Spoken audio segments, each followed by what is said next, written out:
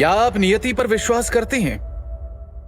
क्या आप इस बात को मानते हैं कि इस जीवन में आपके साथ जो कुछ भी हो रहा है, अच्छा या बुरा, वो सब पहले से ही निर्धारित है?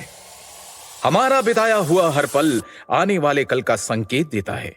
हम जो कुछ भी करें, हमारी नियति हमें हमारे निर्धारित परिणाम तक पहुंचा ही देती है।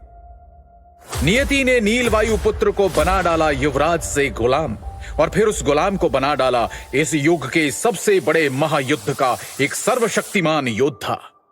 लेकिन कैसे? यह कहानी है सुंदरनगर राज्य की, जिसे समझने के लिए हमें वक्त में थोड़ा पीछे जाना होगा। करीब 1200 साल पहले सप्त सिंधु के उत्तरी क्षेत्र पर सुंदरनगर का ही शासन था। सुख समृद्धि और ऐश्वर्य से भरपूर सुंदरनगर पर सबकी नजर थी। लेकिन वक्त बदलते देर नहीं लगती। नियति के चक्र से ना आम इंसान बच पाता है, ना राजा और ना ही कोई राज्य। अचानक राक्षसों की एक बड़ी फौज ने सुंदरनगर पर हमला कर दिया। वो लड़ाई इतनी भयानक थी कि पूरी धरती लाशों से ढक गई। राक्षसों ने सभी ताकतवर योद्धाओं को बेरहमी से मार डाला। कई प्रतिभाशाली युवाओं को तो वो जिंदा ही निगल गए। वो दृश्य इतना भयानक था कि उसके बारे में सोचकर ही किसी की भी रूह कांप जाए। अपनी तबाही का मंजर देखते हुए सुंदरनगर की उम्मीद तब जगी जब न जाने कहां से एक दिव्यात्मा प्रकट हुए। वो थे ऋषि भृगु।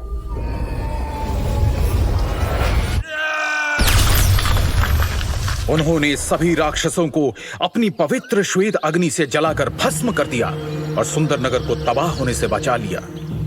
उसके बाद भृगु ऋषि ने राज परिवार के वर्तमान राजा को 2 दिव्य औषधीय गोलियां और जीवन के सूत्र नामक एक पुस्तक देते हुए कहा, हे राजन, इस पुस्तक में दिव्य शक्तियों के सूत्र है। इस पुस्तक की रहस्यमय दिव्य शक्तियों को जागृत करने वाला व्यक्ति संपूर्ण मानव जाति का कल्याण करेगा। उनके द्वारा कहे गए ये शब्द बादलों में होती गर्जना की तरह पूरे क्षेत्र में गूंज उठे। तब से लेकर अब तक पीढ़ी दर पीढ़ी कई लोगों ने उस पुस्तक को पढ़ा, लेकिन कोई भी उसमें लिखे किसी भी तरह के दिव्य सूत्र को खोजने में सफल नहीं हुआ। वक्त बीतता गया। इंसान की लालसा, जलन और गद्दी की चाहत के चलते राज परिवार के बीच अनबन और राजनीति सुंदरनगर को पतन की ओर धकेलती चली गई। फिर कई सालों बाद वायुपुत्र परिवार के वंशज वीरेंद्र वायुपुत्र ने महाराज बनकर सुंदरनगर की बागडोर संभाली और अपनी निष्ठा और ईमानदारी के साथ उसे उत्थान की ओर ले चले। परंतु उनके धूर्त भाइयों को महाराज वीरेंद्र वायुपुत्र की तरक्की रास नहीं आ रही थी। महाराज वीरेंद्र के पराक्रम के सामने उनके सौतेले भाई यजुवेंद्र और नागेंद्र दोनों फीके पड़ जाते थे। महाराज अपनी प्रजा का खूब ख्याल रखते थे और प्रजा भी उन्हें बेहद पसंद करती थी। महाराज सुंदरनगर की प्रतिष्ठा को वापस ऊंचाइयों पर ले जाने की हर मुमकिन कोशिश कर रहे थे। यहां तक कि पास के शक्तिशाली श्यामल साम्राज्य के सम्राट बिंदुसार भी महाराज वीरेंद्र से रिश्ता गहरा करने के लिए राजी हो गए थे, जिसके चलते उन्होंने अपने परिवार की किसी एक बेटी की शादी सुंदरनगर के युवराज से करने का वचन दिया था। लेकिन साथ ही महाराज वीरेंद्र के खिलाफ पनप रहा था एक षड्यंत्र। लालच और ईर्ष्या की आग में जलते दोनों भाई नागेंद्र और यजुवेंद्र कई सालों से महाराज के खिलाफ एक चाल चल रहे थे। एक तरफ उन्होंने धीरे धीरे करके राज्य के कुछ खास लोगों को अपने साथ कर लिया, वहीं दूसरी तरफ महाराज के वफादार, जिन्हें वो अपने साथ शामिल नहीं कर सकते थे, उन दोनों ने उन सबको महाराज के साथ ही मार डालने का षड्यंत्र रचा। महाराज वीरेंद्र का बेटा युवराज नीलवायुपुत्र बहुत ही प्रतापी बच्चा है। उसके पैदा होने पर संत महात्मा द्वारा यह कहा गया था, यह लड़का एक दिन पूरे राज्य का उद्धारक बनेगा। हमारे शरीर में 7 सबसे महत्वपूर्ण चक्र होते हैं।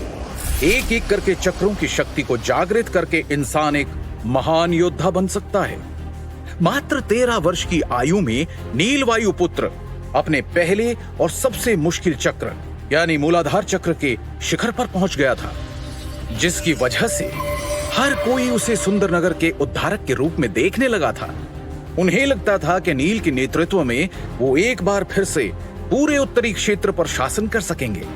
सबको लगता था कि नील वायुपुत्र अपने पिता के नक्शे कदमों पर चलते हुए सुंदरनगर को नई बुलंदियों पर पहुंचाएगा। महाराज भी नील को छोटी उम्र से ही अपने साथ राज्य के कार्यों में शामिल किया करते थे। पता नहीं क्यों, लेकिन नील को कभी भी अपने दोनों चाचा कुछ ठीक नहीं लगते थे और उसे यह भी समझ नहीं आता था कि उनकी धूर्तता को महाराज क्यों नजरअंदाज कर देते हैं। श्यामल साम्राज्य के सम्राट के साथ संधि महोत्सव करने के बाद सुंदरनगर में भी उत्सव का माहौल था। राजमहल में 13 साल का नन्हा युवराज नील भागते हुए बड़े से कमरे का दरवाजा खोलकर अंदर आता है। वो कमरा बहुत ही भव्य था। उस कमरे में प्रवेश करते ही वो अपनी नन्ही नन्ही आंखों से चारों तरफ देखने लगा। ऐसा लग रहा था मानो वो किसी को ढूंढ रहा हो। तभी उसे कक्ष के कोने में एक बड़ी कुर्सी दिखाई दी जिस पर कोई बैठा था, लेकिन उसकी तरफ पीठ होने के कारण वो कुर्सी पर बैठे व्यक्ति का चेहरा नहीं देख पा रहा था। नील के चेहरे पर एक बड़ी मुस्कान आ गई और वो दौड़ते हुए कुर्सी के सामने गया।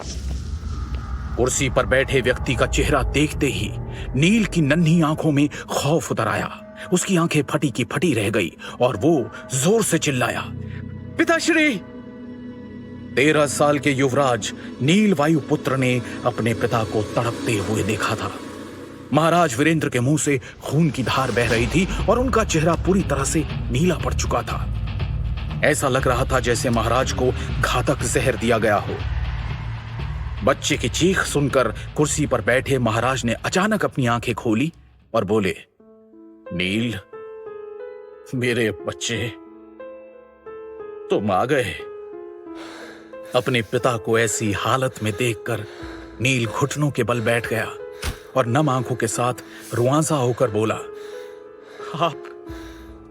आपको क्या हुआ है पिताश्री?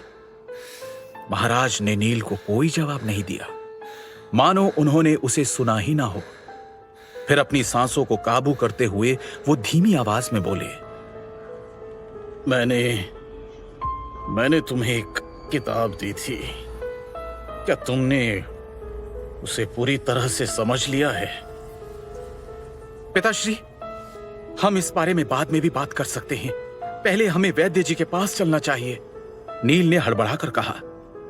मौत से कुछ ही पल दूर अपनी बची हुई शक्ति इकट्ठा करते हुए महाराज धीमे स्वर में बोले, उसके लिए बहुत देर हो चुकी है बेटा। उनकी बात सुनकर नील उन्हें अजीब भाव से देख रहा था। उसे समझ में नहीं आया कि आखिर उसके पिता ऐसा क्यों कह रहे थे। एक छोटे बच्चे के लिए यह नजारा बहुत ही तकलीफ देने वाला था। नील को देखकर उसके पिता के चेहरे पर एक दर्द भरी फीकी मुस्कान आ गई और उन्होंने कांपती हुई आवाज में कहा, नील, याद रखना, तुम हमारी आखिरी उम्मीद। इससे पहले कि वो अपनी बात पूरी कर पाते, अचानक उनके शरीर ने प्राण छोड़ दिए और वो कुर्सी पर ही दम तोड़ बैठे। ये देखकर नील की दर्द भरी चीख निकली, पिताश्री! इतने में सैनिकों की एक टुकड़ी राजमहल के उस कमरे में प्रवेश करती है और साथ ही राजा के जैसे कपड़े पहने हुए नागेंद्र और यजुवेंद्र वायुपुत्र आते हैं। अपने पिता की मृत्यु पर रोते बिलखते नील पर वो जरा सी भी दया नहीं दिखाते और सैनिकों को नील को कैद करने का आदेश देते हैं। उनके षड्यंत्र से अनजान मासूम नील झुंझलाकर बोला, छोड़ो मुझे, मैंने कुछ नहीं किया है, मुझे नहीं मालूम पिताश्री को किसने मारा। उसकी इस बात पर यजुवेंद्र जोर जोर से ठहाका लगाकर हंसने लगा और नील के करीब आकर बड़ी बेरहमी से उसने मासूम नील को बालों से पकड़ लिया। उसके चेहरे के भाव अचानक ही क्रूर हो गए। दिल तो करता है कि तुझे अभी जान से मार डालूं, लेकिन कितना मासूम है तू। मैंने क्या गुनाह किया है? मैंने कुछ नहीं किया है। चाचा जी, पिताश्री को वैद्य के पास ले चलिए ना, शायद वो इन्हें ठीक कर देंगे। नील यजुवेंद्र के आगे गिड़गिड़ाने लगा। इस पर यजुवेंद्र ने नील के बालों पर अपनी पकड़ को कसते हुए एक जोरदार तमाचा उसके गाल पे जड़ दिया और क्रूरता भरे अंदाज में बोला, तेरा गुनाह ये है कि तू एक गद्दार का बेटा है। तेरा बाप तो मर चुका है, इसलिए अब उसके गुनाहों की सजा तू भुगतेगा। तू एक कैदी का जीवन बिताएगा। रोज तेरी इतनी पिटाई होगी कि तू रोज हमसे मरने की भीख मांगेगा। ऐसा कहकर यजुवेंद्र सैनिकों को इशारा करता है। उसकी आज्ञा का पालन करते हुए सैनिक नील को कारागृह ले जाने लगते हैं कि तभी पीछे खड़ा नागेंद्र एक तिरछी मुस्कान के साथ कहता है, अगर तेरी बहन नीलिमा सप्त सिंधु आश्रम न गई होती तो मैं उसे खुद अपने हाथों से सजा देता।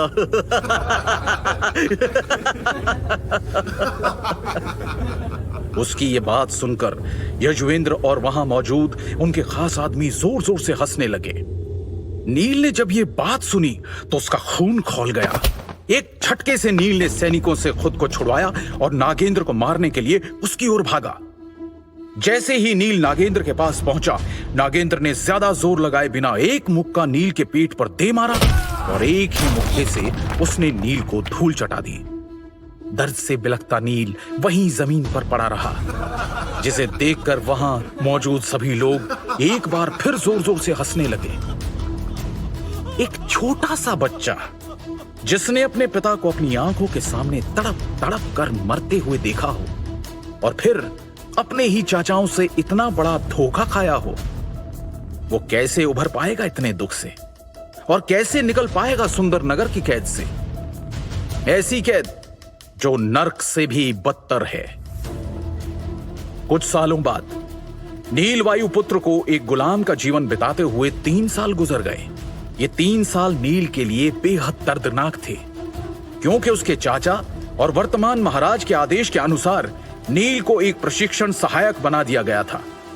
मुख्य रूप से प्रशिक्षण सहायक मौत की सजा पाए हुए वो कैदी थे जिन्हें शिष्यों के हाथों पीटने के लिए रखा गया था। सभी शिष्य अपनी तकनीकों और शक्तियों का परीक्षण इन सहायकों पर ही करते थे, यहां तक कि उन्हें पलटवार करने की भी अनुमति नहीं थी। कैदियों की सुध लेने वाला कोई भी नहीं था। इनमें से कितने ही गुलाम हर साल मारे जाते थे या फिर अपंग हो जाते थे। जहां तक नील की बात है तो वो मौत की सजा पाने वाला कोई आम कैदी नहीं था। वो सुंदरनगर साम्राज्य का पूर्व युवराज था, जो पिछले 3 सालों से प्रशिक्षण सहायक बनकर लगातार मार खा रहा था।